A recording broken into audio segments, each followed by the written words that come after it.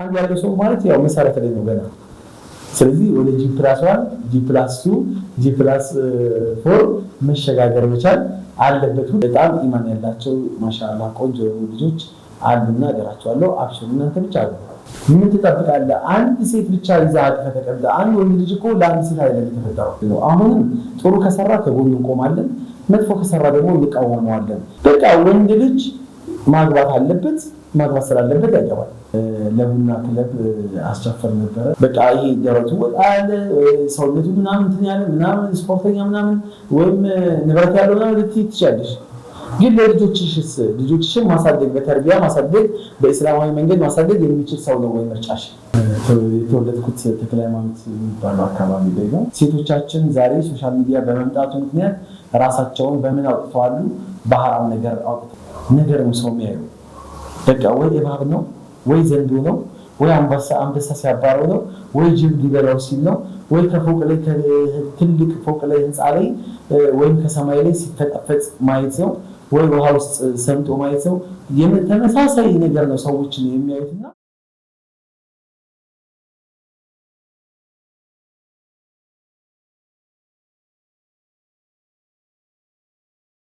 እሺ ስሜ አለላህ መህዲ ይባላል። የተወለድኩት ተክለ ሃይማኖት የሚባለው አካባቢ ላይ ነው። 31 ቀበሌ ይባላል። ከፒፕሲ ጋር ጀርባ የሚገኘው አካባቢ ላይ የተወለድኩት። ያደግኩት ደግሞ አሜሪካን ግቢ አንዋር መስጊድ አካባቢ ነው ያደግኩት። ሲምባ ያለሁትም እዛው ነው እና እድገቴን እስካሁን ድረስ የስራ ሁኔታ የቅርአት ሁኔታ ምናምን አዘኛ እዛው ላይ ነው ያሳለፍኩት። ያው ይህን ይመስላል። መርሐባ። የቅርአት ሁኔታ ምን ይመስል ነበር? የቅርአት ሁኔታ እንግዲህ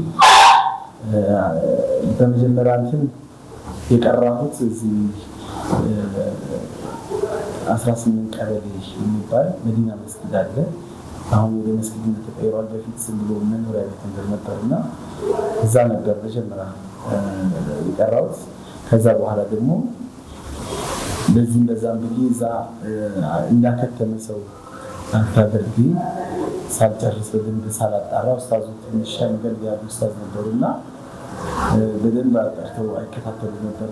በዛ ምክንያት አንዋር መስጊድ ሽፍት አድርጌ ያው ጻን ነበርኩ በጣም በዛ ሰዓት ላይ ያው እዛው ቅርአት አድርጌ እዛው ቀርቼ ዳዲስ ጠንካራ ጎበዝ የሚከታተል ኡስታዝ ነበርና አሁን አሜሪካ የሚገኘው ኡስታዝ ሙሳፋ ይባላል እና እሱ ጋር ደግሞ ቁርአን አከተልኩ። የተወሰኑት አንድ ኪታቦች ምናምን ነገርም እሱ ጋር አየሁኝ። ከዛ በኋላ ደግሞ አልሐምዱሊላህ ትላልቅ መሻይኾች ጋር ተፍሲርን ነህውን ሰርፍንም ሐዲስንም ፍቅህን ሌሎችም የዒልም ዘርፎችን ከትላልቅ መሻይኾች ለማየት ያለው አሁን ቅርአት ላይ ነው የሚገኘው። ታላቁ ሸኻችን ሼክ መሐመድ አሚን እሳቸው ጋር አሁን ድረስ እየቀራው ይገኛለሁ። ትልቅ ባለውለታዬ ናቸው። ያው ከ20 ዓመት በላይ ከ25 አካባቢ ውስጥ ይሆናል እሳቸው ጋር አሁን ድረስ ከድሮ ከትንሽ ኪታቦች ከልጅነት ጀምሮ እስካሁን ድረስ እሳቸው ጋር አሁን በመቅራት ላይ ነው የሚገኘው እና የቅርአት ሁኔታ ይህን ይመስላል። አልሐምዱሊላህ። እንዴት ነው ቅርአት ላይ ጎበዝ ነበራችሁ ኡስታዝ? ቅርአት ላይ ጎበዝ አልነበርኩም ማለት ጉጉቱ አለኝ፣ ነገር ግን አይገባኝም። አሁንም ከራሴ ጋር እልህ ጋባ ነበረ። እኔ እጠራለሁ እሞክራለሁ፣ ፍቅሩ አለኝ፣ ነገር ግን አይገባኝም። ከዛ ጋር ተያይዞ የሚያስተምሩኝ ማለት ቁርአን የሚያስቀሩኝ ሴቶች ነበሩ። ኡስታዙ አስቀሩት ብለው ያዛቸው ነበርና ልክ እኔን አስቀሩት ሌላ ልጅ ሲያስቀሩ ነፃነት ይሰማቸዋል፣ ደስ ይላቸዋል። ልክ እኔን የምታስቀራዋ ልጅ በጣም ትሰለች ነበር፣ ፊቷን አያይ ነበርና ፊቷ ያለው እኔ ደግሞ ፊቷን አይቼ ስትሸማቀቅ በጣም ስትላልናምን ይገባኛል፣ ይሰማኛል። ለምንድን ነው ይሄ የሆነው? እኔ ማስቀረት እንደማይፈልጉት ከተባለ አይገባኝም፣ አልይዝላቸውም እና ጊዜ ይፈጅባቸዋል። ግን አልሐምዱሊላህ ጉጉቴ በጣም ጥሩ ስለነበረ በጣም ፍቅር ስለነበረኝ አላህም ደግሞ አገራልኝና እኔ ሲያስቀሩ የነበሩ ልጆች በወቅቱ ሰፊና ጨርሰው ሹጃ እየቀሩ ነበረ ወይም ደግሞ በአፈድል እየቀሩ ነበር። ከዛ እኔ እነሱ ጋር ቁርአን ብዬ ቶሎ ብዬ ቁርአን አختمኩኝ። ብዙ ሰዓት ሰጥ ነበር ለቁርአንና ቁርአን አختمኝ ጨርሼ እነሱን ደግሞ ኪታብ ራሳቸው ኡስታዞችን ኪታብ አስቀርቻቸዋለሁ። ከነሱ ይሄ በቅርአት ዓለም ላይ የማረሳውና ደስ የሚለኝ ነገር ይሄ ነው። አንድ ደግሞ ኡስታዝ ነበረች ሪያድ ያስጀመረች እሷ ነበረች። ሪያድ ኪታብ ስቀራ በዚህ በኡስታዝ ስር ሆና ማለት ነው ታስሞጥረኝ ነበር ታስቀራኝ ነበር። ከዛ መጨረሻ ደግሞ ራይድን እኔ አስጨረስኳት እሷ አስጀመረችኝና አስጨረስኳት። ይሄ እንደ ትልቅ ገጠመኝ ነው እና ተማሪዎች ሙስና እስከሚሰራ የተሰራ እስከሚመስላቸው ድረስ ቅር ይላቸው ነበር ማለት እንደዚህ በዚህ ደረጃ በፍጥነት እንደዚህ መውጣቴ ያስገርማቸው ነበር። እና ይሄ የሚያሳየው ማለት ሂርስ ጉጉት ካለ ቅርአት አይገባኝም እኔ አልይዝም ብሎ ተስፋ መቁረጥ እንደማያስፈልገን ነው የሚያሳየው። ከዛ በዘለለ ደግሞ ያው አባ ሁረይራ ዒልም ጉጉቱ አለው ለዒልም በጣም ፍቅሩ አለው። ነገር ግን እንትን አይልም ነበር አይገባውም ነበር እና ጉጉቱን አይተው የአላህ መልእክተኛ ዱዓ አድርገውለታል። ልክ የሆነ ነገር እንደሚያፍስ ነገር አድርገው ደረቱ ላይ እንደሚወረውር አድርገው 3 ጊዜ ዱዓ አደረጉልኝ። ከዛ በኋላ ዒልም የሚባል ነገር ረስቼ አላውቅም ይላል። ለዚህ ኡመት ትልቅ ባለውለታ በሐዲስ በኩል የሐዲስ ሊቅ ያው ከኋላቸው የሰለመው ከሱሐቦች ኋላ የሰለመው ነገር ግን የአቡበክር ማነው አቡበክር ያላደረገው ዑመር ያላደረገው ሌሎችም ሱሐቦች ያላደረጉት ነገር ለእስላም ትልቅ ውለታ መዋል ችሏል። ኢብኑ ሀጀር አልአስቀላኒ እንደዚህ ዒልም አይገባቸው ነበር እውቀት አይገባቸው ነበር ግን ጉጉት ነበራቸውና ወደ ዒልም ይመጣሉ ጊዜ ከማቃጠል በዘለለ ምንም ትርፍ እንዳላገኙ ይገባቸውና አንድ ቀን ራሳቸውን ይጠይቃሉ። ሰዎች ከጉድጓድ ውስጥ ውሃ እየሳቡ በገመድ እየሳቡ እያወጡ ይጠቀማሉና ጉድጓዱ ዙሪያ ላይ ያለው ምንድነው ድንጋዩ በውሃ በመሳብ ሰበብ ወይም ብዛት ተሸርሽሯል ተበልቷል እና እንዴት ድንጋይን ገመድ ይቆርጠዋል አሉ። ድንጋይ ኖርማሊ አይቆረጥም የማይታሰብ ነገር ነው። ድንጋይ በገመድ አይቆረጥም። ነገር ግን ይሄ ለመሆኑ አድርጎታል ሆኗል። ገመዱ ድንጋዩን ቆርጦታል ሰርስሮታል። ይሄ የሆነበት ሰበብ ሚስጥሩን ሲያጠኑ ወይም ደግሞ ሲፈከው ምን አገኙ? ረዥም ጊዜ በጣም ተደጋጋሚ የሆነ ጥረት ወይም ደግሞ ሙከራ እንደሚያስፈልግ ከረዥም ጊዜ በኋላ ከብዙ ጥረት በኋላ ገመዱ ይቆረጣል። ሲቆረጥ ሲቀጠል በጣም ገመዱ ሲበሰብስ ሌላ ገመድ ሲቀየር ምን ይያለ ያው ድንጋይን ማሸነፍ ችሏል መቁረጥ ችሏል። ስለዚህ ቶሎ ዘመን ረዥም ጊዜ ያስፈልጋል። እንደዚህም ደግሞ ጅሁድ ይፈልጋል። ዒልም ማለት እውቀት ጥረት ይፈልጋል፣ ጊዜ ይፈልጋል፣ መስዋዕት ይፈልጋል እና ይህንን መልእክት ያው ለማስተላለፍ ያህል ነው። እንግዲህ አላህ ተረታችንን ጨምረልን። አሜን። ኡስታዝ በልጅነት ላይ ቅራት ላይ ማትረሳው ገጠመኝ ምን አለ? ያው የልጅነት ህይወቴ አባቴ በጣም ኃይለኛ ነበር። አላህ ይርሐመው አላህ ይዘንለትና በጣም እንድቀራ አልቀራም እሱ ግን እንድቀራ በጣም ጥረት ያደርግ ነበር። በጣም ይሞክር ነበር። ስላልቀራ አለመቅራቱ ደግሞ ለኔ ትልቅ አድቫንቴጅ ነበር። ቁርአን ቤት ቀራለሁ ይሄዳለሁ ተጫውቼ ምን ብዬ እመለሳለሁ። ከዛ በኋላ ስመጣ ያለውበትን ቦታ በተቃራኒ ነግሬው ቀጣይ ሱራ ያለውበትን ቀጣይ ሱራ ነግረዋለሁ። ጽፌ በስክሪፕቱ ሰዎችን ልጠይቅና የት ገባህ ብሎ ይጠይቀኛል። እዚህ እለዋለሁ አያውቀውም እሱ። ስለዚህ ያን ጽፍና ይሄዳለሁ። ከዛ አባቴ እንደዚህ ገባው እዚህ ቦታ ላይ ገባሁ ብዬ እለዋለሁ። እሱም ደስ ብሎት ከረሜላ ይሸልመኛል። ሱቅ ነበርና አሜሪካን ግቢ ያን ነገር ያደርገኝ ነበር። ያው እኔ ደግሞ በዚህ ጊዜን በጣም ብዙ ጊዜ የልጅነት ጊዜን አሳልፋለሁ። ጓደኞች ነበሩ፣ በዙሪያ ላይ ያሉ ጓደኞች ነበሩ። ከነሱ ጋር ቁማር በመጫወት ይሄ በተለይ ብይ ኮርኪ ምናምን ነገር በጣም በቃ በዚህ አይነት ነገር ጊዜያችንን እናሳልፍ ነበር። ነገር ግን እኛ እንደ ቁማር አሁን ላይ ገብቶን አይደለም የምንጫወተው። እናስይዛለን፣ እንጫወታለን። ግን ሰላት ደግሞ የሚገርመው ነገር አመር መስጊድ አጠገባችን መሆኑ ራሱ ተጽዕኖ አድርጎብናል እና ሰላት ወቅቱ ሲደርስ ደግሞ ሰላት ላይ እንሄድ ነበር፣ እንሰግዳለን። ልክ ሰግደን እንዳሰላመትን ወዲያው የመጀመሪያው ሰው አስተግፍሩላህ ሲል እኛ ስንት ነበር ምናምን ነገር እንባባልና ወደዛው እንመለሳለን። ቅርአት ሰዓት ሲደርስ ወደ ቅርአታችን እንሄዳለን።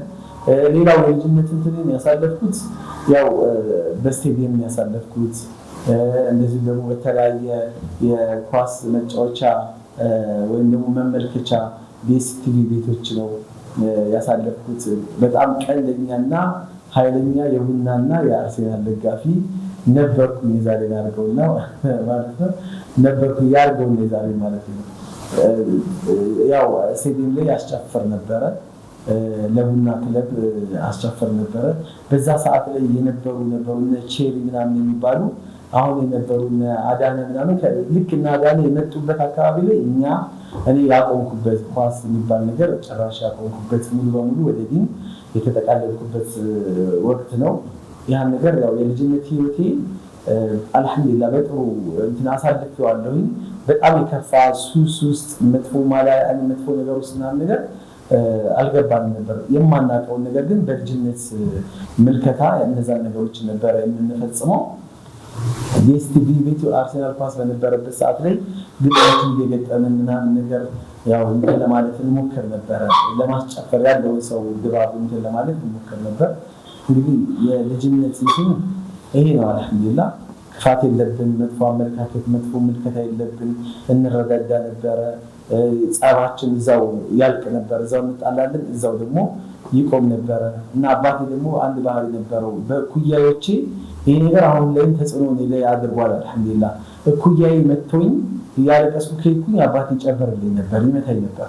ቢያንስ እኩያዬ እንደመታህ ለምን አትመታም ቢለኝ ነበርና በኩያ በራሴ ሌቭል ያሉ ሰዎች ለነሱ ዝቅ እንዳልል ማለት ያው በቲቪት መንገድ ከመጣ አንድ ሰው እንዳልል አድርጎ ነው አባቴ ያሳደገኝና በቃ ድጋሚ ከሰው ጋር ከተጣላው እዛው ጨርሼ ነው የምመጣው። ከመጣው አባቴ ጋር መልሶ እሱ እንደገና ድጋሚ ያን ነገር እኔ ላይ ተጽዕኖ ስለሚፈጥርብኝ ማለት ነው አይወድም። በቃ ሽንፈት የሚባል ነገር አይቀበልም፣ አይወድም ነበር። አላህ ይርሐመው። ኡስታዝ ፀሐይ ሆነብህ አስተካክሉ ጥሩ ነው። መርሐባ። አሁን ላይ የቤተሰብ ሁኔታ እንዴት ነው? አሁን ላይ የቤተሰብ ሁኔታ አልሐምዱሊላህ ባለትዳርና ያው ገና 9 ልጆች ነን ያሉኝ። 9 ልጆች አሉኝ። አልሐምዱሊላህ ባለትዳር ነኝ። ጥሩ የሆነ ደስ የሚል የትዳር ህይወት ላይ ነው የሚገኘው። ስለዚህ የቤተሰብ ሁኔታ ይመስላል። መርሐባ። ሶሻል ሚዲያ ለአንተ እንዴት ትገልጸዋለህ? እንዴት ታየዋለህ? ሶሻል ሚዲያ አጥፊም ነው አልሚም ነው፣ ኒዕማም ነው ኒቅማም ነው፣ ጸጋም ነው፣ ከአላህ ሱብሓነሁ ወተዓላ ዘንድ የሚሰጥ ጸጋ ነው። እንደዚሁም ደግሞ ውርደትን ሊያከናንብ ችግር ሊያመጣ ከኢማን ዓለም ሊያስወጣ የሚችልም ነው። ሁለቱም ነገር አለው። እንደ ሰውዬው እንዳቀባበሉ ሁኔታ ይወሰናል። ሶሻል ሚዲያ ላይ እንዳቀባበሉ ሁኔታ ይወሰናል። እዚህ ላይ ሶሻል ሚዲያ እኔ እንደኔ ትልቅ የሆነ ፉርሳ፣ ጥሩ የሆነ አጋጣሚ ዲንን የምንካድምበት፣ ጥሩ ለሚሰራ ሰው ዲንን የሚካድምበት፣ ራሱን በደንብ የሚያወጣበት። ሀገራችን ላይ እንደተለመደው እንደሚታወቀው የዳዕያን ስልጠና የለም፣ ዳዕያ ምልመላ የለም። ሰዎች ራሳቸውን ነው እያወጡ ወደ ዳዕዋ ለሚቀላቀሉትና ይህ ሶሻል ሚዲያ ደግሞ ለዚህ አይነት ነገር ጥሩ አጋጣሚ ነው። ዳዕዋ ለማድረግ የሚፈልጉ ሰዎች ኦንላይን ላይ ሰዎችን ለማስተማር ዒልምን ለመቅሰም ለማስቀሰምም በጣም ጥሩ የሆነ አጋጣሚ ነው። ዲኑን በጣም መነሰር ወይም መርዳት የምንችልበት ጥሩ አጋጣሚ ነው። ኒዕማ ነው። ይሄ ኒዕማ ደግሞ ባለመጠቀማችን ምክንያት አላህ ፊት ሊያስጠይቀን ይችላል እስከማለት ድረስ እኔ የደረስኩበት ነው። ምክንያቱም ሰዎች በሌላ አንግል ደግሞ ስንመለከተው ሰዎች በዚህ በሶሻል ሚዲያ ያላቸው ምልከታ ሰዎች በሶሻል ሚዲያ ላይ ያው እየጠፉ ያሉበት ወቅት ላይ ነው ያለ ነው። በጣም እየጠፉ ድንበር እየታለፈ እንደዚሁም ደግሞ ሌላ ዓለም ላይ እየገቡ ያለበት ሁኔታ ነው ያለ ነው። ከምን አንግል ሲባል ሶሻል ሚዲያ ላይ አንድ ሰው ቁጭ ብሎ ከ3 ሰዓት እስከ 4 ሰዓት እስከ 5 ሰዓት እና ከዛ በላይ ያሳልፋል፣ ያጠፋል። በጣም የሚገርመው ነገር አንድ ሰው ሲናገር ሙሉ ጊዜው ስራው ሊሆን ይችላል፣ ላይሆንም ይችላል። 16 ሰዓት ሶሻል ሚዲያ ላይ ነው ማሳልፈው አለ። እንግዲህ አይኑን አሞት መነጽር እስከሚታዘዝለት ድረስ ደርሷል። 16 ሰዓት ወጣቶቻችንን እያረገፈ ያለ ነገር ቢኖር ትልቁ ነገር ሶሻል ሚዲያ ነው። ለመጥፎ ዓላማ ለሚጠቀምበት ሰው ይሄን የምናገረው። ቤት ውስጥ ልጆች ሁሉም ሰው አባት የራሱን ስልክ ይዛል፣ እናት የራሷን ትይዛለች፣ ልጆች የራሳቸውን ይዛሉ። አብሮ መብላት ይሄ ማህበራዊ ህይወት የሚባል ነገርን አጥፍቷል። በረካ እንዳይኖር ቤት ውስጥ ክብር እንዳይኖር፣ መተባበር እንዳይኖር፣ እንደዚሁም ደግሞ መሰማማት መደማመጥ ምናምን ነገር እንዳይኖር ደግሞ አድርጓል። ሰዎችን በጣም ብዙ ሰዎችን ከመስመር እንዲወጣ ፎሎወራቸው እየበዛ በመጣ ቁጥር አንዳንድ ሰዎች ማስታወቂያ ለመስራት በሱ ቢዝነስ ምንድነው ክሬት ለማድረግ ቢዝነስ ለመጀመር እና ምን ሲሉ የማይገቡበት ነገር የለም። ሸሪዓው የሚጥሳቸው ምሳሌ ሙስሊም ሆነው ወንድ ሆነው በሴት ተመስለው ሴት ሆነው እንደ ወንድ አክት እያደረጉ ይሄ በሸሪዓ በጣም የተረገገ ላይ ሰው ገብቷል። ሴቶቻችን ዛሬ ሶሻል ሚዲያ በመምጣቱ ምክንያት ራሳቸውን በምን አውጥተዋሉ? በሐራም ነገር አውጥተዋሉ። ሱሪ እየለበሱ ሊሆን ይችላል፣ የተለጣጠፈ ልብስ ለብሰው ሊሆን ይችላል። ዘፈንን በጣም ባግራውንድ እያደረጉ ውጭ አደባባይ ላይ መሰተር ያለባት ሴት ተገላልጣ ተኳኩላ ምን ብላ ምናምን ነገር ራሷን አደባባይ ላይ አውጥታለች። ወንዶችን ልክ እንደዛው ከሴቷ ጋር አጅነቢ የሆኑ ሴትና ወንዶች አብረው የሚሰሩ አሉ። ባልና ሚስት እስከሚመስሉ ድረስ ይነካካሉ፣ ይተቃቀፋሉ፣ ይሳሳማሉ፣ ይተዛዘራሉ። ብዙ ነገር ነው የሚያደርጉት እና እነዚህ አይነት አካሎችን ደግሞ ሶሻል ሚዲያ ሳያጠፋቸው በፊት እያጠፋቸው ነው ያለው እና ሳያጠፋቸው በፊት የሚመለሱበትን ነገር ቶሎ ብለው ወደ አላህ የሚመለሱበት ይህን ጥሩ አጋጣሚ ለኸይር ነገር ቢያውሉትና እንትን ቢሉት ጥሩ እይታ ይኖረዋል ብዬ አስባለሁ። አላህ በዱንያም በአኺራም ተጠቃሚ ይሆናሉ ብዬም አስባለሁ ገምታለሁ። እና ስለዚህ ሶሻል ሚዲያ አጥፊም ነው አልሚም ነው፣ ኸይርም አለው ሸርም አለው። በእኛ ነው የሚወሰነው። እጃችን ላይ ያለው ስልክ ነው። ኸይር እንሰራበታለን፣ ሸር እንሰራበታለን። አንዳንዱ ደግሞ ምንም አይሰራም፣ ፕላትፎርም አጠቃቀሙን አይችልም። ነገር ግን የሚመጣውን እንዳለ ሳንዲስ ደግሞ ይቀበላል። በቃ መጥፎ ነገር ሲመጣ መጥፎ ነገር የሚገርመው ነገር ደግሞ የሶሻል ሚዲያ ፕላትፎርም አንተ የምትፈልገውን ነገር ያውቃል አይደለም። ተደጋጋሚ ከምታየው ላይ የምታደርገውን ነገር መልሶ እሱን ነገር ይልክልሃል። አሁን በተለይ ቲክቶክ ደግሞ ይሄ ነው እንትኑ በቃ ኸይር ነገር ብታይ ከሆነ ሁልጊዜ ፍላጎትን ስለሚያውቀው ኸይሩን ነገር ብቻ ይልክልሃል። ሌላ ሴሰኝነት መጥፎ ነገሮች ምናምን ነገር ከሆነ ደግሞ ያን ነገር እንግዲህ አላህ ጋርስ ولا تكف ما ليس لك به علم إن السمع والبصر والفؤاد كل أولئك كان عنه مسؤولا وقد በሌለህ ነገር ላይ ዝም ብለህ አትግባ። እያንዳንዱ ያየንበት አይን የሰማንበት ጆሮ በእጃችን የጻፍንበት እያንዳንዱ ነገር ነገ አላህ ፊት ይጠይቃል። ኸይር ነው መጥፎ ነው ለምን ዓላማ ይሄን ነገር ተጠቀምከው ብሎ አላህ ይጠይቀናልና ዝም ብለን ስለመጣልን ብቻ አንድ ነገር ማድረግ የለብንም። ፎሎ ለማግኘት ብቻ ብለን ደግሞ የሆነ ነገር ማድረግ የለብንም። አላህ ያስቀይማል አያስቀይምም? ኸይር አለው ወይስ ሸር አለው? ኸይር ኖሮት ራሱ ሸሩ ቢበዛ ራሱ ከሆነ መተው ነው እና ይህንን ነገር ሶሻል ሚዲያ ላይ በዚህ አጋጣሚ ኡስታዞች ዱዓቶች ጥሩ አጋጣሚ ነውና እንዲወጡ እንዲቀላቀሉ ይህንን ዓለም እንዲቀላቀሉት እኔ ካደራ ጭምር መልእክቴን አስተላልፋለሁኝ።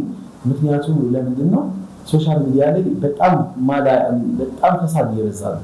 ይህን ፈሳድ ወይም ደግሞ ጥፋት የበዛውን ጥፋት መከላከል የሚቻለው እዛው ሶሻል ሚዲያ ላይ ገብቶ ነው፣ ዳር ይዞ አይደለም።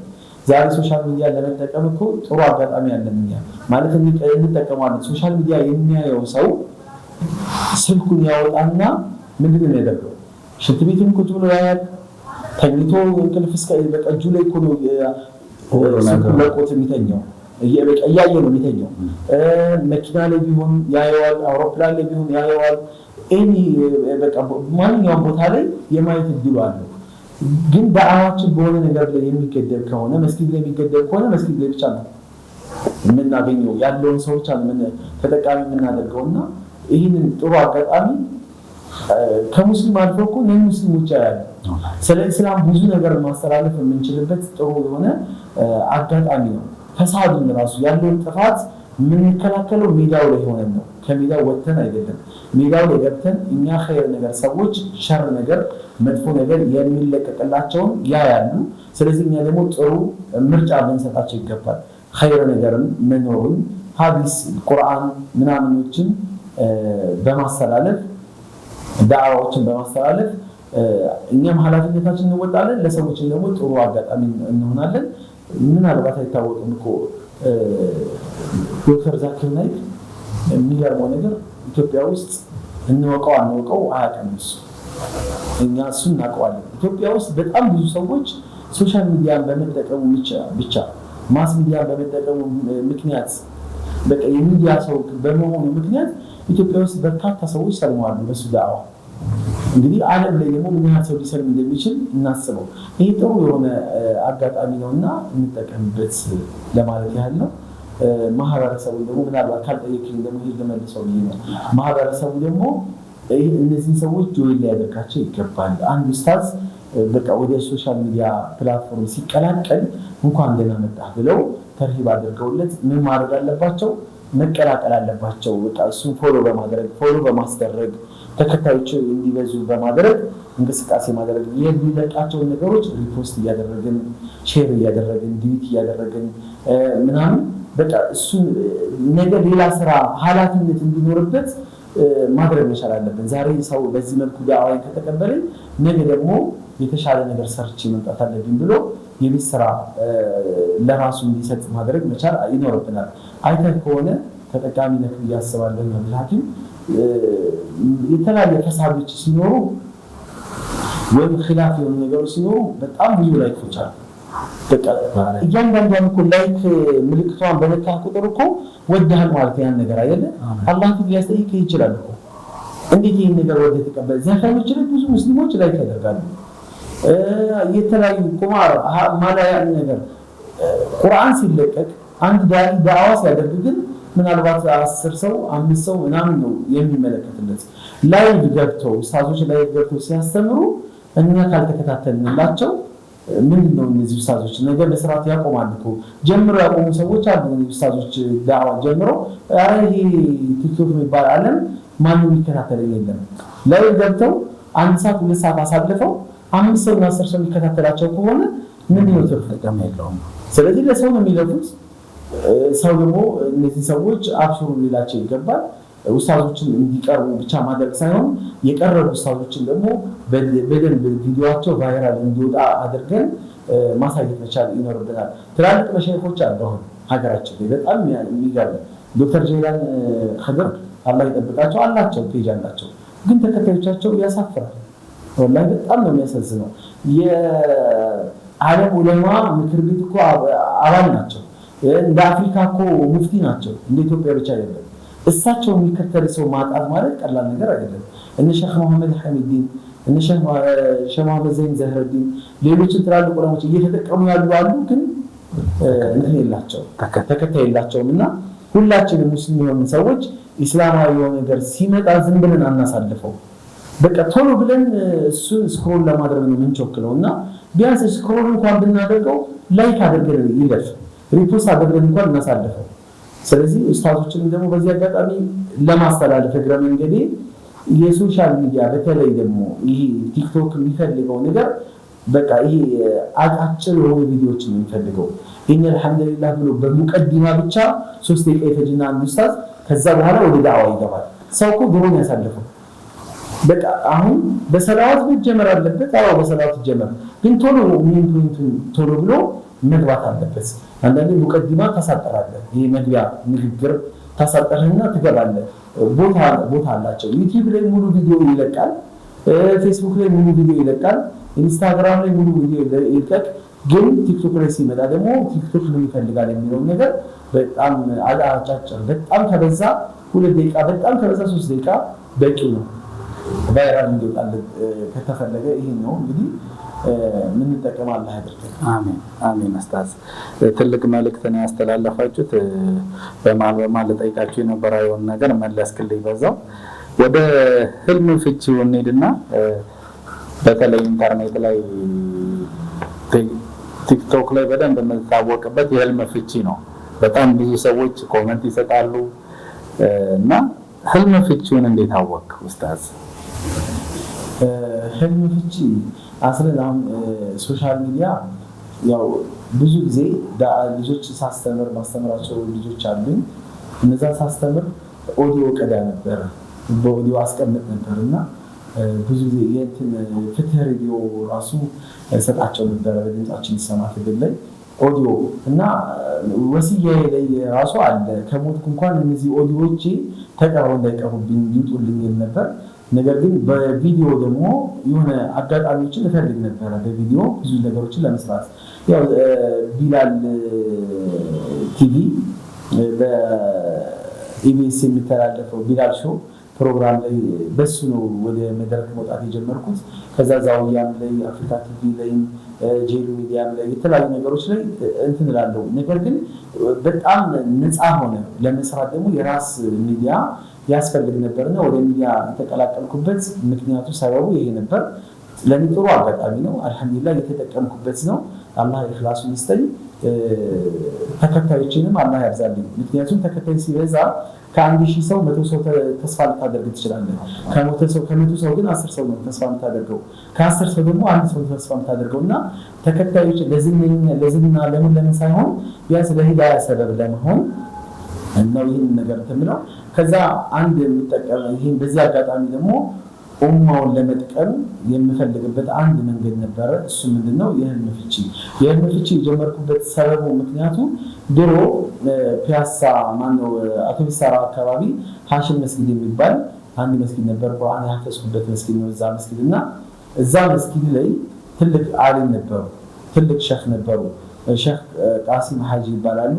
እሳቸው ኢልም ቀርቼ እሳቸው ጋር እንትን ካልኩ በኋላ በጣም የሚገርመው ነገር በየጊዜው በየቀኑ አንዳንድ ጊዜ ህልም ሳይ እሳቸው ጋር አስፈታ ነበረ እና የሁሉ ጊዜ ደግሞ ፍላጎት ነበረ ህልም የሚፈቱ ሰዎች ዑለሞች ኢትዮጵያ ውስጥ ሊኖሩ ይገባል ባይ ነኝ። ምክንያቱም ልክ ትላልቅ ተፍሲር ሐዲሶች ምናምን ቁጭ ብለው መድረክ ላይ ቁጭ ብለው ሰው ከቧቸው እንደሚያስቀሩት ህልም ለመፍታትም የሚቀመጡ ዑለሞች መኖር አለባቸው እል ነበር። ለምን በነቢዩ ጊዜ ነበር። በቃ መሽቶ በነጋ ቁጥር ጧት ላይ ሷሃቦቻቸውን ይሰበስባሉ። ከእናንተ መካከል ማን ነው ህልም ያየው ይላሉ። ህልሞቻቸውን ይነግሯቸዋል፣ ይፈስራሉ ያላተኛ እና ብዙ ሰው ህልም የሚያይበትን መንገድ አይቶ በውስጡ ያምቃል። ለማን እንደሚነግር አያውቀውም። አይቶ ወይ ለእናት ነው ብዙዎቻችን ለእናቶቻችን ነው። እናቶቻችን ከልምድ አንግል ይመልሳሉ። ህልም ትልቅ እንትን ስለሆነ ማለት አቅም ነው። የነብይነት 1/60ኛው 1/45ኛው እጅ ህልም ነው፣ ወህይ ነው። ነብያቶች ወህይ ከአላህ ዘንድ መለኮታዊ ራእይ ወይም ወህይ ይወርድላቸዋል። የወህይ 1/45ኛ ህልም ነው። መናሙኩም ወህዩኩም ህልማችሁ ለእናንተ የምታዩት መለኮታዊ ራእይ ነው። በመሀል ላይ መላእክት ሳያስፈልግ ማንም አድራሽ ሳያስፈልግ አላህ ለአንተ ወደ አላህ እንድትመለስ ሊያደርግህ የሚችል ተውበት እንድትጠነቀቅ ሙስተቅበሉ ፊቸር የሆነ ነገር የሚያጋጥም ምንድነው የሚጠብቅህ የሆነ ተስፋ ነገሮችን ካሉ እነዛ ተስፋ ነገሮችን ተስፋ የምታደርግበት ብዙ መልእክቶች አሉበት። ህልም ቀላል ነገር አይደለም። ስለዚህ እነዚህ ነገሮችን እንደኔ ህልም እንደማየው ሁላ ሌላም ህዝብ ኡማው ያያል። እኔ ህልሜ እንዲፈታ እንደምፈልገው ሁላ ህዝቡ ይፈልጋል። ይሄ መነሻ አድርጌ የሆነ ወቅት ላይ ህልም አየሁኝና ያን ህልም ማስፈሰር አለብኝ መፈሰር አለብኝ ብዬ ኪታቦችን ማገላበጥ ጀመርኩኝ። የራሴን ህልም ራሴ ፈታሁትና ከዛ በዚህ አጋጣሚ ለምን ይሄን ህዝብ ለመጥቀም አልሞክርም ብዬ ያ መነሻዬ ሐሳብ ያ ነው። ህዝቡን ልጥቀም ብዬ ተነሳሁኝ። ህዝቡን ለመጥቀም ደግሞ ህልም ፍቺ ላይ ያሉ በጣም ዓለም አቀፍ እውቅናን ያገኙ የተካኑ የሆኑ ትላልቅ ዑለሞች አሉ እንደነ ኢብኑ ሲሪን እና ሌሎችም የነሱን ኪታብ በማጥናት እና በማየት ህልምን ወደ መፈሰር ዓለም ላይ ገብቻለሁኝ። ይህን በማድረግ ደግሞ አልሐምዱሊላህ ብዙ ሰው ጠቅም ያለው ብዬ አስባለሁኝ። ለራሴም ደግሞ ኮንፈርት ይሰማኛል፣ ደስ ይለኛል። ሌላው ያልገባበት ሙያ ነው ግን ሁሉም ሰው ሊገባበት በተለይ ዑለሞቻችን ሊገቡበት የሚገባ ከኔ የተሻሉ ኡስታዞችን ሊገቡበት የሚገባ ጉዳይ ነው ብዬ አስባለሁኝ። አይታ ከሆነ ኮሜንት ላይ አንድ ህልም ሲፈታ በመቶዎች የሚቆጠር አንዳንድ ጊዜ በሺህ የሚቆጠር ኮሜንቶች አሉ። በቃ ህዝቡ አይተኛም ወይ እስከምትል ድረስ ያደርሳል። በጣም ጭንቀት አለበት ሰው ወላሂ። አቀባበሉን በዛው ተነግረኛለህ። ማህበረሰቡ አንተ ስትጀምር እንዴት ነው የተቀበለው የሚለውን ማለት ነው። አቀባበሉ ያው ከዚሁ ላይ ይህን ሀሳብ ስላልኩት ነው። አቀባበሉ ሰዎች ጋር የህልም ጉዳይ አቀባበል ሲኖር በጣም ብዙ ሰው አልሐምዱሊላህ ጥሩ በጥሩ ተቀብሎታል። በኮሜንት ነው የተቀበለው። አቀባበል ሲያደርጉልኝ ኡስታዝ ይህን ህልም አይቼ ነበር፣ ይህን ፍታል እንደዚህ ነው የተቀበለው። ግማሹ ጥንቆላ የሚመስለው ሰው አለ። እኔ በጣም ደግሞ ማሰምርበትና ማስጠንቀቅ የምፈልገው ነገር የሚያላግጥ የሚያሹፍም ሰው አለ። ጥንቆላን ገይብ ወይም የሩቅ ሚስጥርን የማወቅ ፍላጎት ያለኝና የሩቅ ሚስጥር በቃ ሚስጥርን ገይብን ነገር እንደማወቅ አድርገው የሚያስቡ ሰዎችም አሉ። ይሄ ምልከታ በጣም የተሳሳተ ነገር ነው። ከጥንቆላ ጋር ህልም ጥንቆላ ከሆነ ነብዩ ጠንቋይ ናቸው ልንነፋት ህልም ይፈቱ ነበር። ነብዩላህ ዩሱፍ አለይሂ ሰላም በታሰሩበት ወቅት ላይ ህልሞቻቸውን ፈተዋል። ጥንቆላ ብለው ወደ ጥንቆላ እንዲወስዱት ያደረጋቸው ወይም ጥንቆላ የመሰላቸው ሰዎች በምንድን ነው? ሌሎቹ ነገር ሊፈጠር የሚችለው ነገር አላህ ብቻ ነው የሚያውቀው። አላህ ነው የሚያውቀው። ይሄም እኮ አላህ እንድናውቅ ካደረገን መንገዱ አንዱ ነው እኮ። ነገር ሊፈጠር የሚችለው ነገር በህልም አማካኝነት ነገር የሆነ ነገር ሊፈጠር ይችላል። በዚህ አጋጣሚ ግን እናገረው ምንድነው? ህልም የታየ ነገር ሁሉ ነገር ተፈጻሚ ይሆናል ማለት አይደለም። ኸይሩም ሸሩ አንድ ሰው ህልም መጥፎ ነገር አይቶ ህልሙን ብቻ እንትን አድርጎ በሱ ብቻ ተቀምጦ እየፈራ ብቻ እየተሸበረ ቢኖር ተአግባብ አይደለም። ኸይር ነገር ታየ ደግሞ በቃ በዚህ ህልሙ ሪዝቅ እንደምታገኝ የሚያሳይ ነገር ሊኖር ይችላል። በቃ ህልም አይቻለሁ ቁጭ ብዬ ሪዝቅ ልጠብቅ፣ ስራም አያስፈልገኝም መንቀሳቀስም አያስፈልግም ብሎ ይህም ተግባብ አግባብነት ያለው ነገር አይደለም። ነገር ግን የህዝቡ ምልከታ ደግሞ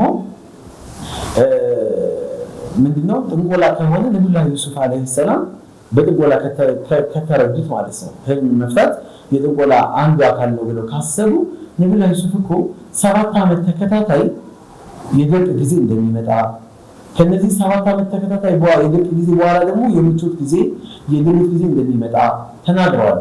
እነዚህ ወደፊት የሚጠብቁ 14 ዓመታቶች ነብዩላህ ዩሱፍ ምን አውቀው ነው እሱን መነሻ አድርገው ነው ነገር ያደረጉትና ህልማችሁ ወህይ ነው ከተባለ መለኮታዊ ራእይ ነው ከተባለ ከምንም ጋር የሚያገናኘው ነገር አይደለም። በጣም ጥቂት የሚባሉ ሰዎች አንድ ሁለት ሰው ከመቶ አንድ ሁለት ሰው ይሄ አይነት ምልከታ ያላቸው ሰዎች አሉ። ሌላው ደግሞ የሚያላግጥ የሚያሽፍ ሰው አለ።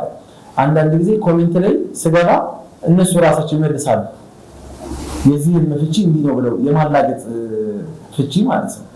በህልም ማሾፍ አይቻልም። ይሄ የእስልምና አንዱ መገለጫ መንገድ ነው። ማንም ሰው የሚያሾፍበት ጉዳይ አይደለም። ህልም ላይ ማሾፍ እስልምና ላይ ማሾፍ ነው። ያላዩትን ህልም ለመተርጎም ለመናገር መሞከር ለመተርጎም ማሰብ ነገ ቂያማ ቀን ቅጣቱ ከባድ ነው። ሁለት ገብስ ቋጥር ይባላል። ያላየውን ህልም አይቻለሁ የሚል ካለ ሁለት ገብስ ፍሬ ማለት ነው። ገብስ ፍሬ ሁለት ገብስ ፍሬ ይሰጠውና ቋጥራቸው ይባላል። ልክ እንደ ገመድ ቋጥር ይባላል። እንዴት ይቋጠራል? አይሆንም። ይሄ ማለት ቅጣቱ ከባድ ነው የሚጠብቀው ማለት ነው። ስለዚህ በህልም ላይ የምናውቀውን እንናገራለን፣ የማናውቀውን ደግሞ ዝምታን እንመርጣለን። እኔ ህልም ላይ ሰዎች ይጠይቃሉ፣ በሶስት መንገድ አየዋለሁ። ያው ህልም ፍቺ ላይ የሰዎች ምልከታ የተለያየ ነው። ኮሜንቱን እንዳየኸው በሺዎች የሚቆጠር በመቶ የሚቆጠር ኮሜንቶች ይመጣሉ። የማይፈታላችሁ ያልተፈታላችሁ ካላችሁ ምክንያቶችን የኔንም እንትን ታረጉ። የመጀመሪያው አንደኛ የማይነገር ፍቺው ይታወቃል፣ ግን የማይነገር ህልሞች አሉ። በዛ ምክንያት መናገሩ ሌላ መጥፎ ነገር ህይወትን የሚያመሰቃቀል ሊሆን ይችላል። አንዳንድ ጊዜ ሞትን የሚያስከትል ከፍተኛ የሆነ የንብረት ጉድለትን ወይም አካላዊ የሆነ ጉዳትን ቤተሰብን ማጣትን ምናምን የሚያመላክቱ ህልሞች አሉ። ይህንን አሁን እንዲህ ብሎ መናገር ከባድ ነው። አንዳንዱ ኡስታዝ ምን ይሁን ነገር ለመቋቋም ራስን አዘጋጅቻለሁ የሚል አለ። የተወሰኑ የፈታዋቸው አለ ደስተኛ ሳልሆን ማለት ነው በጣም አስጨንቀውኝ በአላህ ይጃል ምናምን በሚል ማለት ነው። ሌሎቹ ህልም የማይፈቱ ደግሞ ሌሎቹ በሌላ መንገድ ደግሞ ምናልባት የህልሙ ፍቺ ላይ አልደረስኩበትም ፍቺው አልተገኘም ይሆናል። ሶስተኛውና ሌላው ደግሞ ምክንያት ደግሞ ብዙ ከመሆኑ የተነሳ ማዳረስ አይቻልም። የሁሉንም መፍታት የሁሉንም ማዳረስ አይቻልም እና ከነዚህ አንግል ነው አንዳንዴ የማይነገር ህልም እኛ ጋር ብቻ ሊቀር የሚችለውን ህልም አታውጡት ብያለሁ እኔ ከዚህ በፊትም መውጣቱ አግባብ አይደለም። ሁለተኛ ደግሞ ስትናገሩ ህልማችሁን ስታስቀምጡ በኮሜንትም በድምጽም ስታስቀምጡ ቢያንስ የሆነ ሰው ብላችሁ በሌላ ሰው አድርጋችሁ አውሩ። ምክንያቱም ለእያንዳንዱ ኸይር ነገር ለእያንዳንዱ ኒዕማ ምቀኛ አለው። ስለዚህ የምቀኞቻችሁ ተጠቂ ትሆናላችሁ። ጠላቶቻችሁ መንገድ የሽሽት መንገድ እንዲኖራቸው መንገድን ትከፍታላችሁ። ይሄ ነው። ሌላኛው ደግሞ የህልም ፍቺው ላይ ሸይጣን ሲጫወትበት ያደረሰው ይኖራል። በቃ ይሄ ህልም ሳይሆን ቅዠት ደግሞ መጥቶ እንዲፈታለት ይፈልጋል። አንድ ሰው ቅዠቱ እንዲፈታለት ይፈልጋል። ስለዚህ የማይፈቱና የሚፈቱ ህልሞች ያው እኔ ፔጅ ላይ ለጥቄዋለሁ እዛ ላይ ገብተው እንዲያዩት እላለሁ። ሌላኛው መንገድ ደግሞ አንዳንድ ጊዜ ያልተፈቱ ህልሞችን ለነሱ ቅድሚያ እሰጣለሁ። የተፈቱ ህልሞች ግን እነሱ መፈታታቸውን ላያውቁ ይችላሉ። እኔ ጠይቀው መልስ ካልሰጠዋቸው ይህም ሊሆን ይችላል ምክንያቱና የሰዎች ምልከታ አልሐምዱሊላህ በጣም ቆንጆ ነው፣ ጥሩ ነው ያለው። እኔ ህልሙ ፍቺ ላይ ስገባ ዑለሞችን አማክሬ ከነሱ ጋር ተነጋግሬበት ነው ወደዚህ እንትን ውስጥ የገባሁት እና አልሐምዱሊላህ ጥሩ ነው ብዬ አስባለሁ። መርሐባ። ገጠመኝ ኖሮ ይሁን ህልም ስትፈታ? የህልም ፍቺ ላይ ገጠመኝ አሁን የነገርኩህ ነገሮች ናቸው የሚኖሩት። አንዳንድ ጊዜ በጣም የሚያላቅቁ ሰዎች እንደው እኔንም አንዳንድ ጊዜ ያው ፈታ ያደርገኛል።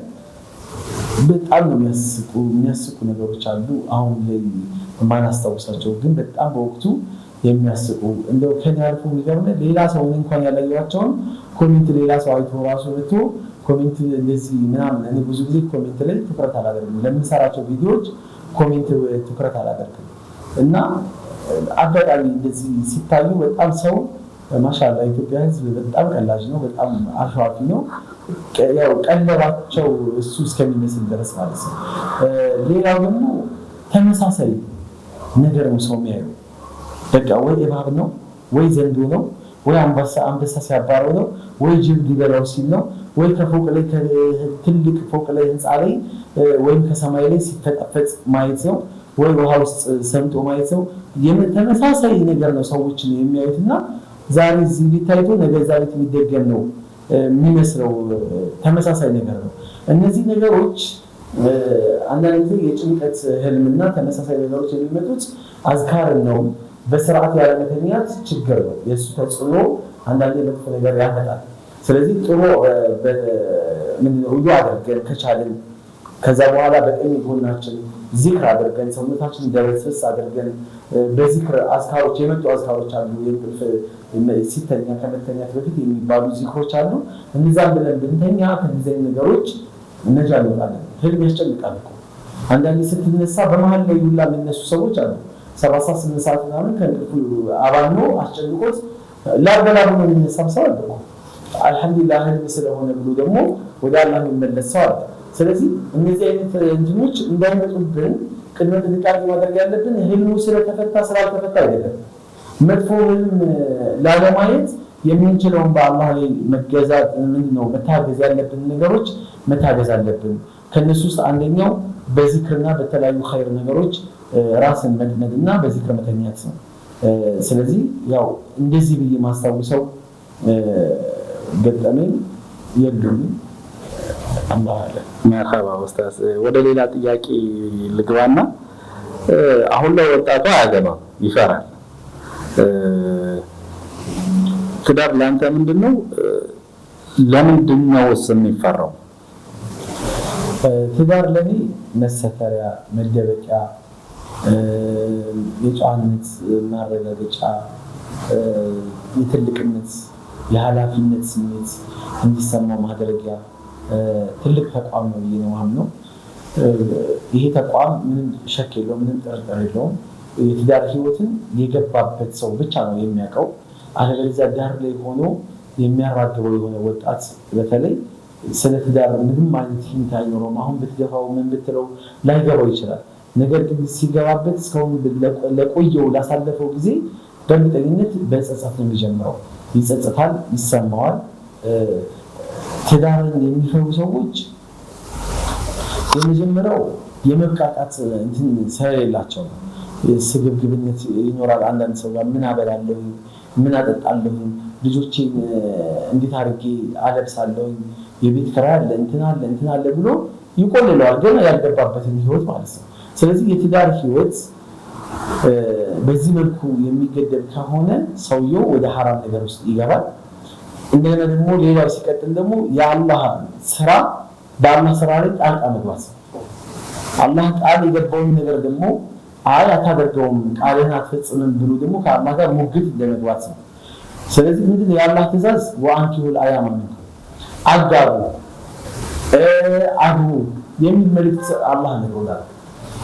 ነቢዩ ዓለይሂ ሰላም ማግባት እንዳለብን በደንብ አስረግጠው ነግረውናል። ማግባት አለ ያ ማዕሸረ ሸባብ መን ኢስተጣዐ ሚንኩም አልባአተ ፈሊተዘወጅ።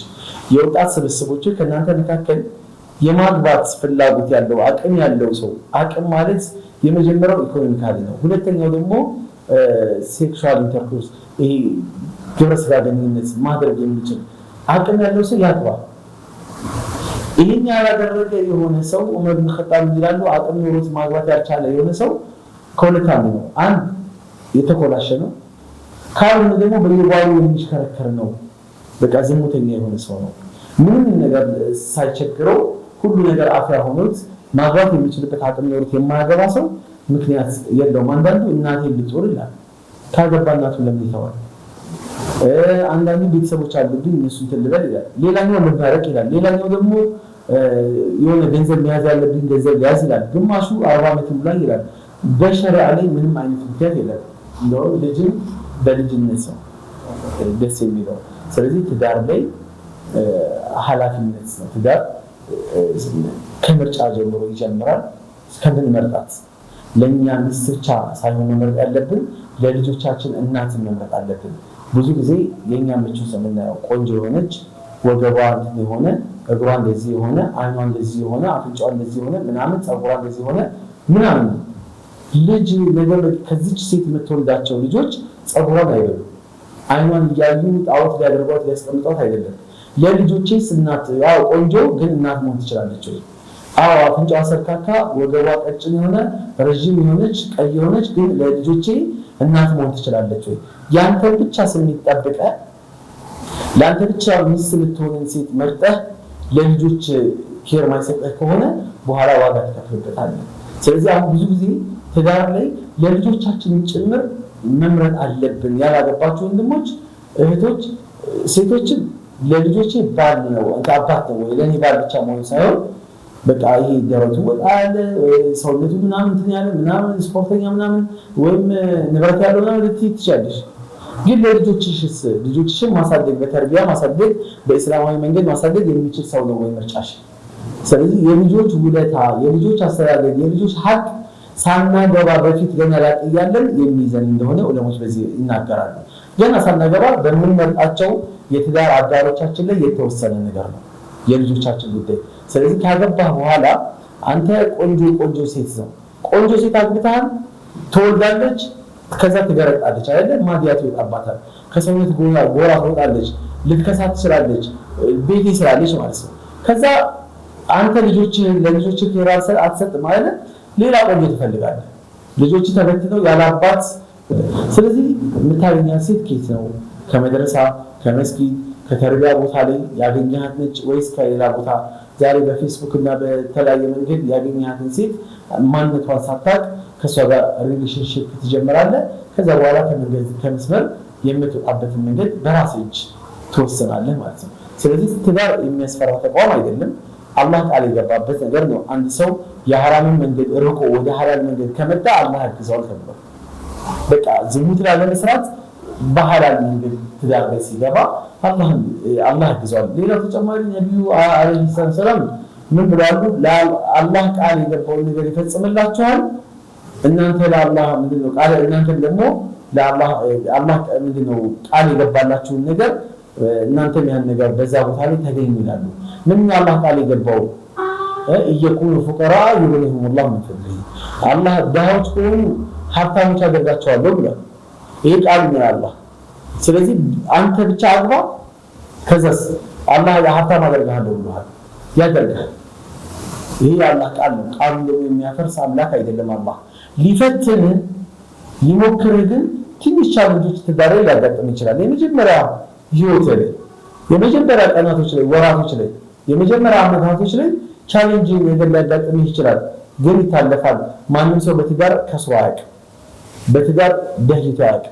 ወላሂ አብሮ ከሷ ጋርም ትናንት ማታውቃት የነበረች ሴት ዛሬ አንሶላ የምትጋፈፋት የሆነች ሴት ነገ የቂያማ ቀን የጀነትን ሚስት ሆናለች ብለህ የምታስባት ሴት ብዙ ነገሮችን ትሰትራለች፣ በጣም ብዙ ነገሮችን ትካፈላለች። ሪዝቋን ይዛ ነው የምትመጣው። ልጆች ሲመጡ ሪዝቃቸውን ይዘው ነው የሚመጡት። አንተ ካምፓኒ ነህ፣ በአንተ መስበር ነው የሚያልፈው፣ በአንተ አካውንት ይገባል እንጂ የነሱ ሪዝቃቸው አንተ የምታወጣው አዲስ ነገር የለም፣ ተጨማሪ ነገር የለም። ማንም ሰው ተጨማሪ ነገር አያወጣም።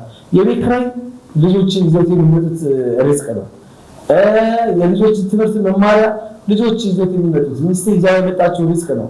አንተን ግን አላህ ከፋፋይ ያደረገ الرجال قوامون على النساء بما فضل الله بعضهم على بعض وبما انفقوا من اموالهم ከሚመጸውቱት ገንዘብ ወንዶች የበላይ ያደረግናቸው ብሎ አላህ ይናገራል።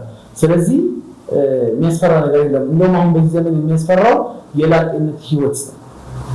የላጤነት አንድ ጉርሻ ከበዛ 2-3 ጉርሻ ልትጎርሰው የምትችለው ፓስታና በየአይነት ወይም መኮረኒ ምን በለው ጥብስ በለው መንበረው ብዙ ብሮች በመቶዎች ብር ታውጣለህ፣ እስከ በሺዎች የሚቆጠር ብር ታውጣለህ ለአንድ ምሳ ራት ተጨመርክበት።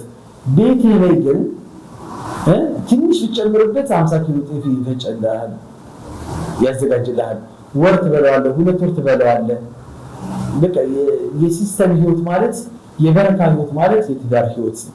ስለዚህ እንደውም የትዳር ህይወት ይቀላል። በዚህ ኑሮ ውድነት ሰዎች የኑሮ ውድነት ናላቸውን ባናጋበት ወቅት ላይ ትዳር ምርጡ አጋጣሚ ነው፣ ጥሩ የሆነ መፍትሄ ነው ብዬ ነው የማስበውና ነብዩም ተናገሩ ኢልተሚሱል ጊና ቢዘዋጅ አሉ። ሀብትን ከፈለጋችሁ በትዳር ውስጥ ታገኙታላችሁ አሉ። ስለዚህ ይገኛል። ነገ ደግሞ ልጅ የሚወርስህ ልጅ ብትሞት ዱዓ የሚያደርግልህ ልጅ በአንተ ስም ሰደቃ የሚያወጣልህ ልጅ ለአንተ መከታ የሚሆንልህ በቃ ብዙ ነገር ይሄ ልጅ ማፍራት የሚገኘው በትዳር ነው። ስለዚህ ሰበቡ ላይ እንገኝ፣ ትዳርን አትፍሩ ለማለት እፈልጋለሁ። በዚህ አጋጣሚ ማግባት የምትፈልጉ እንደዚህ ማግባት የምትፈልጉ እኔ ኮሚኒኬት ማድረግ ትችላላችሁ። ቆንጆ ልጆች አሉኝ፣ ኢማን ያላቸው ሴት ልጆች አሉኝ። ልጅ የወለድኳቸው ሳይሆን የማስተምራቸው ልጆች አሉኝ። ኢንሻአላህ እድራቸዋለሁኝ። ከኔ ጋር መገናኘት ትችላላችሁ። ያላገባችሁ ግራ የገባችሁ ለማግባት ፈልጋችሁ መንገዱ የጠፋባችሁ ካላችሁ አብሽሩ፣ እኔ እድራቸዋለሁ። ምንም ችግር የለውም። ብዙ ፕሮሰስ የሌለባቸው በጣም ኢማን ያላቸው ማሻአላህ ቆንጆ ልጆች አሉና እድራቸዋለሁ። አብሽሩ፣ እናንተ ብቻ አሉ። ብዙ እህቶቻችን አሁን ነቢያችን አለይሂ ሰላም አንድ ወንድ ልጅን 50 ሴቶች የሚከተሉበት ጊዜ ይመጣል ብለዋል። የቂያማ ቀን መዳረሻ አካባቢ አንድ ወንድ ልጅ 50 ሴቶች የሚያገባቸው እህቶቻችን የሚያገባቸው አጥተው ቤት ተቀምጠዋል። ሐራም እንዳይሰሩ ደግሞ አላህን ይፈራሉ። ምን ትጠብቃለህ? አንድ ሴት ብቻ ይዛ ከተቀመጠ አንድ ወንድ ልጅ እኮ ለአንድ ሴት አይደለም የተፈጠረው፣ ለአንድ ብቻ አይደለም የተፈጠረው አንድ ሴት ልጅ። አዳምስ ምናምን ነገር ትላላችሁ። አዳም በዛ ሰዓት ላይ አላህ የፈጠረለት በዛ ሰዓት ላይ አላህ የወሰነለት ሐዋን ብቻ ይሆናል እንጂ አንድ ሴት ልጅ አንድ ወንድ ልጅ ለአንድ ሴት አይደለም የተፈጠረው። አግቡ፣ አቅም ያላችሁ፣ ቁዋ ያላችሁ፣ ማስተዳደር የምትችሉ በሁሉም መንገድ ላይ አቅም ያላችሁ ሰዎች አግቡ። አሁን ላይ ያለው ስታቲስቲክ የሚያሳየው እኮ ራሱ ዓለማችን ላይ የሴቶች ቁጥር የሚወለደው ሴት ነው፣ የሚሞተው ወንድ ነው፣ ህመም መቋቋም የማይችለው ወንድ ነው፣ ጦርነቶች በዚህ ዘመን ላይ በጣም በብዙ አቅጣጫ ጦርነቶች በጣም በስተዋሉ። በጦርነት ላይ የሚሳተፈው ወንድ ነው፣ የሚረክበው ወንድ ነው። በዛ ምክንያት ወንዶች እያለቁ ነው፣ ቁጥራቸው እያነሰ ነው። 50 ሴቶች እስከሚከተሏቸው ድረስ ማለት አስቡ። እያንዳንዱ የዓለም ህዝብ እኮ አራት ቢያገባ እንኳን እንግዲህ ስንት ሴቶች ይተርፋሉ ማለት ነው? 46 ሴቶች ይተርፋሉ ማለት ነው። እንደዛም ራሱ ሆኖ ማለት ነው። ስለዚህ አቅም ያላችሁ እህቶቻችንም በጣም ነው ወዳችሁ። ይሄንን ስትሰሙ እንዳትቀየሙ፣ ቅር እንዳይላችሁ። ከቻላችሁ ባሎቻችሁን ዳሯቸው። እናንተ በቃ የምታውቂያት ሴት የምታምኛት ሴት ለባሌ ትሆናለች ብለሽ የምታስቢያት ባላችሁ ሼር እንደማታደርጉ ምናምን ነገር ይገባኛል። ግን ራስሽን ነፍስያሽን አሸንፊ። لا يؤمن أحدكم حتى يحب لأخيه ما يحب لنفسه ላንቺ ወደሽው ለእህትሽን ወደጅላት። ያው ይሄን ስትቀበሉ እያሽሟጠጣችሁ እየሰደባችሁ እንደሚሆን ተስፋ አደርጋለሁ። አፍጥያችሁ ግን ባሎቻችሁ እንዲያገቡ እድሉን ክፈቱላቸው። በጣም ብዙ ባሎች በእናንተ ሴቶች ፍርሃት ምክንያት ካገባው ማግባቴን ካወቀች ማግባቴን ከነገርኳት እንደማገባ ካሳወቅኳት ምናምን ብለው ወላሂ ብዙ ሰዎች ብዙ ወንዶች ወይ ይባልጋሉ ወይ ደግሞ ቅምጥ አላቸው ወይ በሐላል አግብተው ግን ላንቺ አይደለም። ትዳር ደግሞ ድብቅብቆች ካለው ደግሞ ጥሩ አይደለም። ወንድ ልጅ ከሸፈተ ከፈለገ የፈለገ ብርጊት የአሜሪካ ጦርነት አይመጣም አይመልሰው። ከፈለገ ነው የፈለገ ቂያማ ብታቆሚ አትመልሽው። ግን በስርዓቱ በአግባቡ በቃ ያንቺን ጊዜ ሰጥቶ ለዛም ጊዜ ሰጥቶ ህጋዊ የሆነ ቁመና ኖሮት እንዲያገባ ፍቀጅለት። ሸሪዓው ፈቅዶለታል። ሐራም ቢሆን ኖሮ ሸሪዓው አይፈቅድለትም ነበር፣ ይከለክለው ነበር። ሐላል ነው። መስፈርቱን ጠብቆ ከመጣ ይበድለኛል፣ ፍትሃዊ አይደለም፣ ሐቂን አይጠብቅም፣ ሌላ ምክንያቶች ልታቀርቢ ትችላለሽ። እነዚህ ምክንያቶች ግን አላህ ጠያቂ ያለው ይሄን ሰው የራሱ አላህ ጋር አንቺ ባሪ አገባ ብለሽ አሁን ሴቶች ይሄን እያደረጉ ነው። ባሪ አገባ ብላ ቤቱ ቂያማ ይቆማል። አይኖራትም። በሰላት በሰላም አይኖርም ብላ ግብግብ ትፈጥራለች። ባሪ አገባ ብላ ከቤት ትወጣለች፣ ዘላ ትወጣለች፣ ልጆቿን በትና ህይወቷን በትና። ማንኛውም ሴት እኮ ያለ ሸሪዓዊ በቂ ምክንያት ፍቺ ከጠየቀች የጀነት ሽታ እኮ ሐራም እንባላለን። ሌላኛው የምትመጣዋ ሴት አይ ትዳር አለ ትለዋለች። ሌላ ሴት ሊያገባ ፈልጎ አዋለኝ እሷን ካልፈታህ እኔን አታገባም ትላለች። እዚህም ያለችዋ ደግሞ ካገባ ማግባቱን እርግጠኛ ከሆነና ከነገራት እሷን ካልፈታህ ከሌላ መኖር አትችልም ብላ ልጆቹን ትበትናለች፣ ቤቷን ታፈርሳለች። ነገ አላህ ፊት ምንድን ነው መልስሽ? ወላሂ ምንም አይነት መልስ የለሽም። ትዳሮች እየፈረሱ በቀላሉ መንገድ ትዳሮች እየፈረሱ ነው። ሐላል እኮ ነው ያደረገው። ስንቱ በሐራም እየተጨማለቀ እኮ ነው። ሳይነግርሽ እኮ በሐራም ነገር ላይ ተጨማልቆ መምጣት ይችላል። ስለዚህ የወንዶችን በዚህ አጋጣሚ ሁለተኛ ማግባት፣ ሶስተኛ፣ አራተኛ ከአንድ በላይ ማግባት ስቃዩ ያለው ወንድ ላይ እንጂ ወንድ ሴት ላይ አይደለም። ድፎ ዳቦ ነው የሚሆነው። ከታች ከላይ በወጪ በሉት በጭቅጭቅ በሉት በምን በሉት ወላሂ ስቃዩን የሚያየው ወንድ ልጅ ነው። ሴት ልጅ ፍቅሯ በተወሰነ መልኩ ሊቀንስባት ይችል ይሆናል። ስጋት አለባችሁ ሴቶች፣ ወደዛችኛዋ ሴት ሊያመዝንብኝ ይችላል፣ ሊተወው ይችላል የሚል ስጋት ሊኖር ይችላል እንጂ አስለን በቂ ምክንያት ነብዩ አለይሂ ሰላም እኮ አግብተዋል። 11 ሚስቶች አሏቸው እኮ። ቢላል የሐበሻው ንጉስ ቢላል የሐበሻው ፈርጥ ታላቁ ሰው 4 ሚስቶች እኮ ነበሩት እና አቡበክር ሲዲቅ እና ዑስማን ኢብኑ አፋን እና አልይም አይሻ ፋጢማ ከሞተች በኋላ ቢሆን አሊ ኢብኑ አቢ ጣሊብ ሌሎችም አግብተዋል። ሲያገቡ ሲሰኝነት ሱስ እኮ አይደለም እኮ በቃ ወንድ ልጅ ማግባት አለበት፣ ማግባት ስላለበት ያገባል። አንዳንድ ሴቶች ሲጠየቁ ምን ይላሉ? እሺ ማግባቱን ሳቅባ ግን እድሜዋ 50 60 ይሞላቻለች፣ ወንድ ኮንክ እሷን አግባ። አንዷ ደግሞ ትመጣለች እገሊት አንካሳ ልጅ እግሯ ትንሽ ዑዝር አለባት እና አንካሳውን አግባ። አንዷ ደግሞ ትመጣለች አይ እገሊት አይነ ስውር ልጅ እስቲ ማግባት ከፈለግ አይነ ስውር አግባ። እኔ አበበች ጎበና አይደለሁም፣ የእርዳታ ድርጅት አይደለሁም። ሰዎች እንደዚህ መረዳበት ሌላ ድርጅት ትዳር ደግሞ በፍላጎት አላህ ደግሞ በዚህ መልኩ አላስገደደኝም። ተንኪሁ ማጣበለኩም ለኒሳ ከሴቶች የወደዳችኋትና ነፍሳችሁ የፈለገቻውን አግባ እንጂ አንቺ ያመጣሻትን ምናምን ነገር አንቺ ምናልባት እቺ እኮ አንቺ ፈልገሻል አይደለም ያመጣሻት እኮ ቢያንስ ከኔ ጋር አትወዳደርም እኔ በልጣታለሁ የሚል መንፈስ ኖሮብሽ ሊሆን ይችላል። ሸርጥ አይቀመጥለትም። ወንድ ልጅ ጋር ፈልጎ ራሱ ፈልጎ ልክ ነብዩ ባገቡበት መንገድ ሷሃቦች ባገቡበት መንገድ ምሳሌ የተጎሳቀሉ ልጆችን አቅፈው የተቀመጡ ማሳደግ ያቃታቸውን ችግር ላይ ወደቁ ምናምን አገባለሁ ካለ ፈቢሃ ወኒማ ቆንጆ ሁለት አጀር ያገኝበታል። አሁን ቆንጆ አራት ሴት አገባለሁ አራቱም ደግሞ ልጃገረድ እንዲሆኑ ፈልጋለሁ ማንም ሰው ነው ይላል ሸሪዓው ፈቅዶለታልና። ግን በዚህ አጋጣሚ ካገቡ ከአንድ በላይ ማግባት የሚፈልጉ ሰዎች ካገባችሁ ግን በዚህ አጋጣሚ እርዳታም ጭምር ብታደርጉ አግብተው የፈቱ እህቶቻችን ነብዩ ከአንድ በላይ ቢክራ የላቸውም ነበር። ከአይሻ ውጪ ልጃገረድ ሴት አላገቡም። አብዛኛው ልጆቻቸው ትላልቅ ነው አግብተው የፈቱ ናቸው። አብዛኞቻቸው ሲሰኝነት ኖሮባቸው የለም ያባንክ ይሄን ነገር ያደረጉት። እኛ ከቻልን መልእክት ነው ከቻልን ይሄን ነገር እናድርግ፣ ካልቻልን ግን ሸሪዓው ፈቅዶልናል። ግን ፍትሃዊ እናድርግ። ሁለት ሚስቶች ኖሮት እኩል ካላስተዳደራቸው ነገ ቂያማ ቀን በአንዱ አካሉ ተዘግዝቆ ነው የሚቀሰቀሰው። አላህ ጋር ቅጣቱ በጣም ከባድ ነው።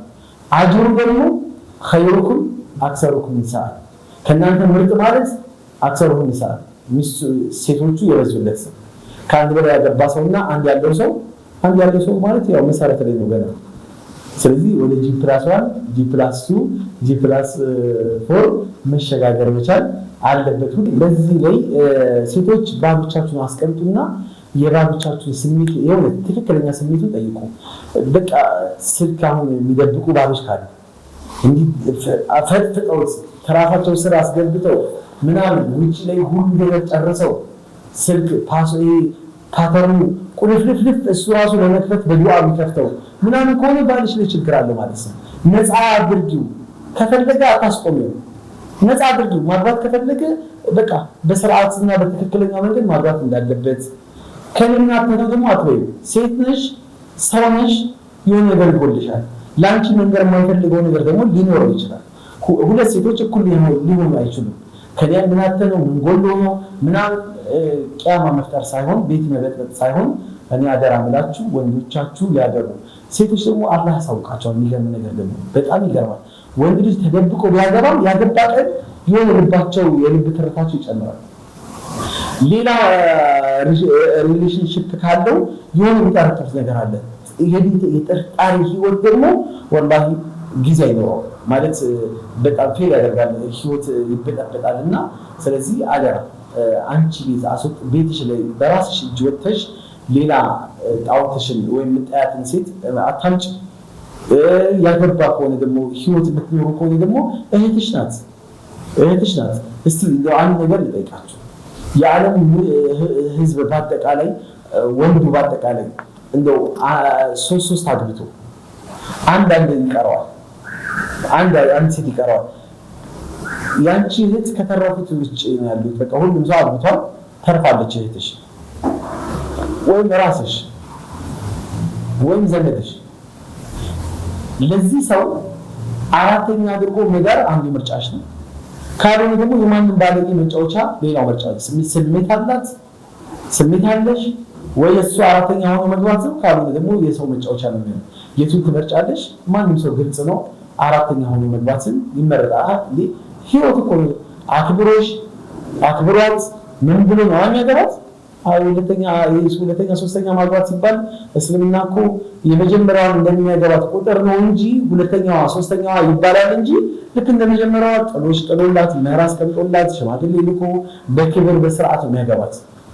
ስለዚህ ሁለተኛ ስለሆነች አትረክስም፣ ከአንደኛዋ አታንስም።